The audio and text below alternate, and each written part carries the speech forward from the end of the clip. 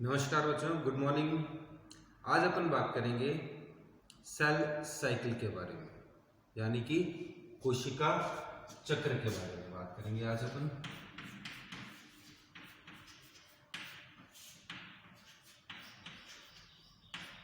कोशिका चक्र, जैसा कि आप सब लोग जानते हैं कि कोशिकाएं जो है सेल की उत्पत्ति सेल से ही हो सकती है। ओमनिस सेलुला इज सेलुला, ये स्टेटमेंट दिया गया था रुडोल्फ विर्चो नामक वैज्ञानिक के द्वारा। जैसा कि अपन ने सेल थ्योरी के अंदर भी इस चीज को अपन ने देखा था कि किसी भी कोशिका की उत्पत्ति पूर्ववर्ती जो कोशिकाएं हैं उन्हीं के माध्यम से हो सकती है। तो एक कोशिका से दूसरी कोशिका जब बनती है, उसके बीच का जो चक्र है, वो जो प्रोसेस है पूरी के पूरी, वह प्रोसेस कहलाती है सेल साइकिल, यानी कि कोशिका चक्र, जिसको अपन कहते हैं कोशिका चक्र। अब कोशिका चक्र या फिर सेल को डिवीजन करने की आवश्यकता क्यों पड़ती है? हमारा शरीर पूरी सेल्स से मिलकर बना होता है। हमारे शरीर के अंदर लगभग 10⁻14 सेल पाई जाती है। 10 की घात 14 कोशिकाएं हमारे सेल्स के अंदर पाई जाती है। और आप लोग जानते होंगे कि इन सभी कोशिकाओं का उद्भव जो है, उत्पत्ति जो है, एक सिंगल कोशिका से होता है, जिसको अपन कहते हैं जाइगोट, यानी कि युग्मनज जिसको अपन कहते हैं, जो कि स्पर्म प्लस ओवम के फ्यूजन होने से बनता है। तो एक कोशिका से, एक द्विगुणित कोशिका से एक 70 kg का जो आदमी रहता है, मनुष्य रहता है, उसके अंदर लगभग इतनी कोशिकाएं पाई जाती है, 10⁻14 कोशिकाएं पाई जाती है। उन सब का निर्माण एक सिंगल कोशिका से होता है और वह कोशिकाएं एक के बाद एक वृद्धि करती जाती है। अब इसमें देखिए कि अपन को आवश्यकता क्यों है सेल साइकिल की, सेल साइकिल क्यों इतना इंपॉर्टेंट है। 4 मेन पॉइंट्स रहते हैं सेल साइकिल के बारे में अपन देखेंगे, इसकी आवश्यकता क्यों है। एक तो बात आती है, पहली बात आती है इसमें वृद्धि की, यानी ग्रोथ की। जैसा कि इसमें शो किया गया है कि जाइगोट से लेकर एक मनुष्य बनता है, एडल्ट मनुष्य जो बनता है, आदमी जो बनता है, उसके अंदर इतनी कोशिकाओं का निर्माण सेल साइकिल के द्वारा ही होता है, सेल डिवीजन के द्वारा होता है। अब बात करते हैं रिपेयर की। रिपेयर की कहाँ जरूरत रहती है?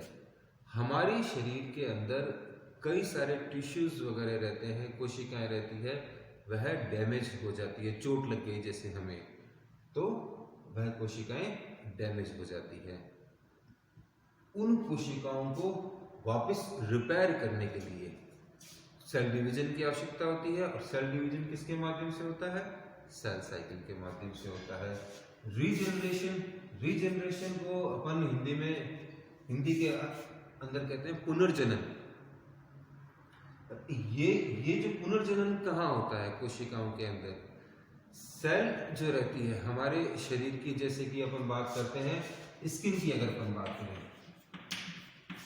स्किन है हमारे, त्वचा है, त्वचा की जो कोशिकाएं हैं वह निरंतर रूप से घिरती जाती है, निरंतर रूप से घिसती जाती है, शेड होती जाती है त्वचाएं, जो वह त्वचा का वापस रीजनरेशन होना आवश्यक है। चौथी बात करते हैं मेंटेनेंस। मेंटेनेंस कहाँ आवश्यक है? हमारे शरीर के अंदर मेंटेनेंस कहाँ जरूरी है? जैसे कि अपन बात करें गट सेल्स की, इनकी अगर बात करें, गट सेल की, आंत्र की जो कोशिकाएं रहती है या फिर आमाशय की जो कोशिकाएं हैं, ये निरंतर गिरती रहती है। उन कोशिकाओं को वापस मेंटेन करना, उनकी संख्या को बनाए रखना। जैसे अगर बात करें आरबीसी की, हमारे शरीर के अंदर 1 सेंटीमीटर क्यूब के अंदर 45 लाख कोशिकाएं पाई जाती हैं। आरबीसी हमारा जो ब्लड रहता है उसके अंदर। और आरबीसी का जीवन काल कितना है? 120 दिन है। 120 दिन के बाद में इन कोशिकाओं की मृत्यु निश्चित है। तो इन सारी सेल्स को मेंटेन करने का बॉडी की जो होम्योस्टेसिस अवस्था है उसको नियंत्रित करने का काम करता है सेल साइकिल, ताकि हमारे शरीर का जो आकार है, जो भी आवश्यकता है कोशिकाओं की, वह नियत बनी रहे।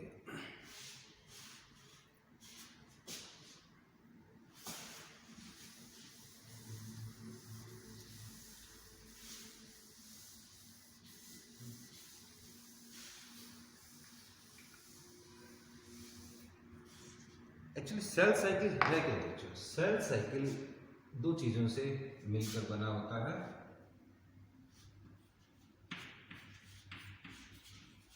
Interphase and एमफेज। इंटरफेज क्या है? एक कोशिका जो है उसको डिवीजन, जैसे कि अपन ने एक कोशिका बनाई है, वह डिवाइड होके, मान लीजिए अपन समसूत्री विभाजन की बात कर रहे हैं, तो वह दो कोशिकाओं का निर्माण करती है। तो ये जो टाइम पीरियड है इसमें सेल डिवाइड नहीं कर रही है, ये टाइम पीरियड जो है, ये उस बीच का जो टाइम पीरियड इंटरफेज कहलाता है। एक कोशिका से दो कोशिकाएं बनने के बीच का जो समय है वह इंटरफेज कहलाता है। और जब डिवीजन प्रावस्था शुरू हो जाती है उसको हम कहते हैं माइटोटिक फेज या डिवीजन फेज भी अपन उसको कहते हैं। तो चित्र के रूप में अपन समझे,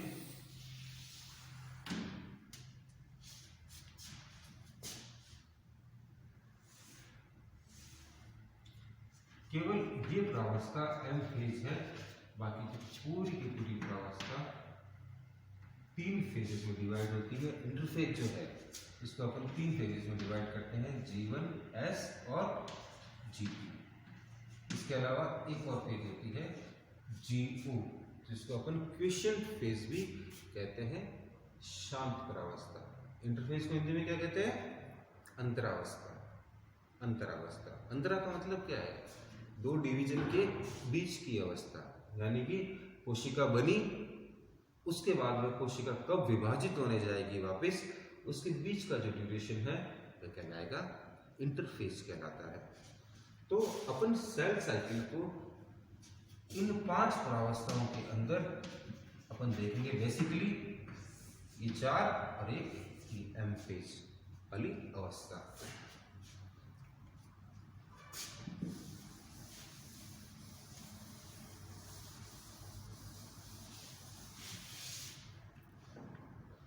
GO जो प्रावस्था है इसको अपन शांत प्रावस्था भी कहते हैं, क्विसेंट फेज भी कहते हैं इसको, शांत प्रावस्था। क्योंकि इस फेज के अंदर ज्यादा एक्टिविटीज नहीं होती है, सेल अपनी नॉर्मल जो क्रियाएं हैं वह क्रियाएं करती रहती है, ज्यादा एक्टिविटीज इस ये जो प्रावस्था है उसमें नहीं होती है। जीवन प्रावस्था जो है, जीवन प्रावस्था के अंदर सेल अपना मोस्टली टाइम निकालती है। हमारे शरीर की जो भी कोशिकाएं हैं अधिकतर इसी प्रावस्था के अंदर पाई जाती है, जीवन प्रावस्था के अंदर।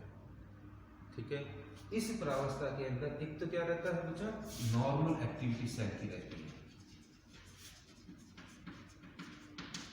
नॉर्मल एक्टिविटी रहती है। दूसरी इंपॉर्टेंट चीज क्या है कि सेल डिवीजन के लिए अपने आप को तैयार करती है। विभाजन के लिए जो कोशिका रहती है वह तैयार करती है, prepare for division.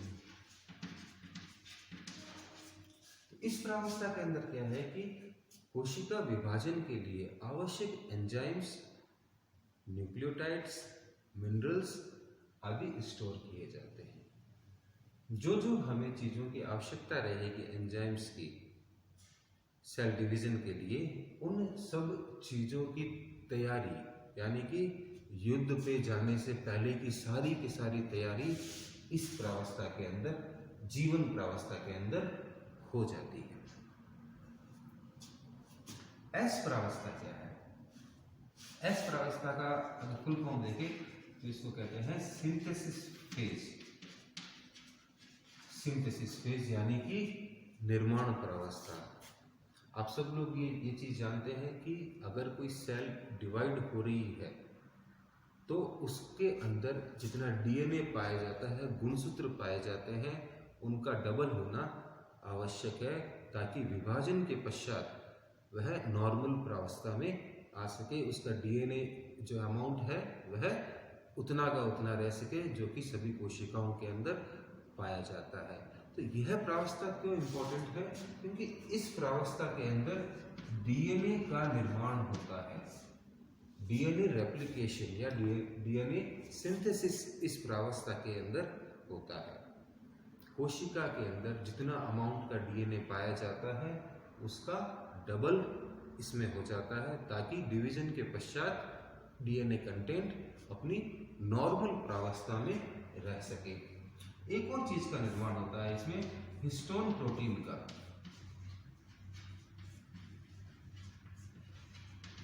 Histone protein क्या है बच्चों? हिस्टोन प्रोटीन डीएनए को बांधने वाला प्रोटीन है, जिससे डीएनए की पैकेजिंग होती है, वह हिस्टोन प्रोटीन है। जब डीएनए बन रहा है तो उसके साथ साथ में हिस्टोन का निर्माण भी आवश्यक है। इसलिए सिंथेसिस प्रावस्था जो है उसके अंदर इन दो चीजों का निर्माण होता है बेसिकली। तीसरी प्रावस्था है बच्चों इसमें G2 प्रावस्था। G2 प्रावस्था के अंदर जितनी भी आवश्यक चीजें जो रह गई है उन सभी चीजों का निर्माण इस G2 प्रावस्था में होता है। मेनली इसके अंदर डिवीजन के लिए, यानी कि माइटोसिस या मियोसिस जो भी डिवीजन होगा उसके लिए आवश्यक तर्कु तंतु वगैरह के लिए जो आवश्यक प्रोटीन्स होते हैं उनका निर्माण इस प्रावस्था के अंदर होता है। तो बच्चों इंटरफेस में क्या है? GO, G1S और G2 प्रावस्था पाई जाती है। लास्ट अपनी प्रावस्था आती है एम फेज प्रावस्था। ये मेन प्रावस्था है। इसमें कोशिका वास्तव में डिवाइड करती है, यानी कि एक कोशिका से दो कोशिका समसूत्री विभाजन में और 4 कोशिकाओं का निर्माण होता है अर्धसूत्री या मियोटिक डिवीजन के अंदर। एम प्रावस्था जो है सबसे शॉर्ट प्रावस्था कहलाती है। सबसे शॉर्ट प्रावस्था एम प्रावस्था रहती है, क्योंकि सबसे ज्यादा जो लॉन्ग प्रावस्था है, बड़ी प्रावस्था है, जीवन है, और एम प्रावस्था सबसे शॉर्ट कहलाती है। शॉर्ट पीरियड ऑफ टाइम के अंदर सेल डिवाइड कर जाती है। यह प्रावस्था मियोसिस एंड माइटोसिस के अंदर अलग अलग रूप में पाई जाती है, जिसकी स्टडी अपन नेक्स्ट जो रहेंगे वीडियोस उसमें करेंगे अपन। तो यह 4-5 प्रावस्थाओं के माध्यम से सेल साइकिल पूरा कंप्लीट किया जाता है। एक इंपॉर्टेंट चीज इसमें रहती है कि सेल जो है, सेल को कौन कहता है डिवाइड करने के लिए? वह चीज मतलब ट्रिगर कैसे होती है? वह चीज ट्रिगर होती है न्यूक्लियस साइटोप्लाज्म रेशियो से।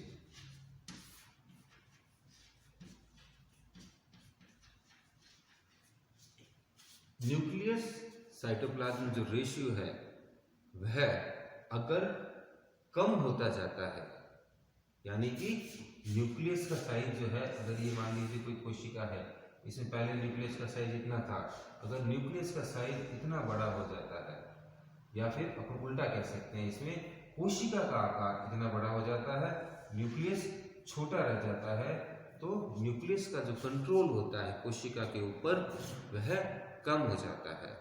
न्यूक्लियस का कंट्रोल कोशिका पे कम होने की वजह से सेल डिवाइड कर जाती है, यानी न्यूक्लियस साइटोप्लाज्म रेशियो जो है गड़बड़ा जाता है, कम हो जाता है, इस वजह से कोशिका डिवाइड करती है। अब एक और चीज इसमें आती है कि कोशिका डिवीजन करती रहे, ठीक है ना, कंटिन्यू डिवीजन करती रहे। अगर उसके अंदर अनकंट्रोल्ड डिवीजन शुरू हो जाए तो ये वाली अवस्था तो कहलाती, कैंसरस अवस्था कहलाती है। इस चीज को रोकते रोकते कैसे हैं, ये चीज फिर रुकेगी कैसे।